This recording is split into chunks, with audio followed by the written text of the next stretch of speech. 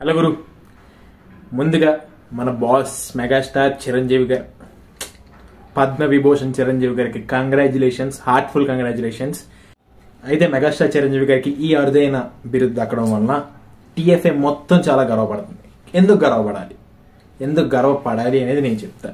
ఈ రోజున మన లెజెండరీ యాక్టర్స్ లేకపోతే టీఎఫ్ఏ అనేది లేనే లేదు, ముమ్మాటికి లేదు.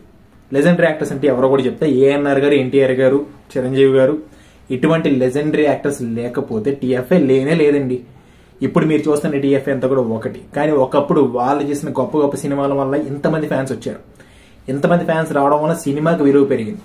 సినిమాకి విలువ పెరిగితే 100 మంది హీరోలు ఇంట్రడ్యూస్ అయ్యారు, 100 మంది డైరెక్టర్స్ ఇంట్రడ్యూస్ అయ్యారు.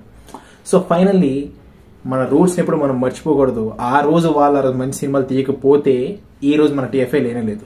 సో అటువంటి అతనికి ఈ రోజు పద్మవిభూషణ్ కూడా వచ్చింది. సో మనందరం చాలా గర్వపడాల్సిన విషయం. ఏఎన్ఆర్ గారికి వచ్చింది, దాని తర్వాత మళ్ళీ మన మెగాస్టార్ చిరంజీవి గారికి వచ్చింది. అయితే ఆయన చేసిన స్వచ్ఛంద సేవా కార్యక్రమాలు కూడా చాలా ఉన్నాయి బయట. So he definitely deserves that award. So finally heartful congratulations to our boss and Venkaiah Naidu గారికి కూడా హార్ట్ఫుల్ కంగ్రాచులేషన్స్ అండి. సో మరిన్ని ఎలాంటి మంచి మంచి వార్తలు వినాలని కోరుకుందాం ఈ 2024లో. అంతవరకు టేక్ కేర్ గురు, మళ్ళీ నెక్స్ట్ వారం కలుద్దాం.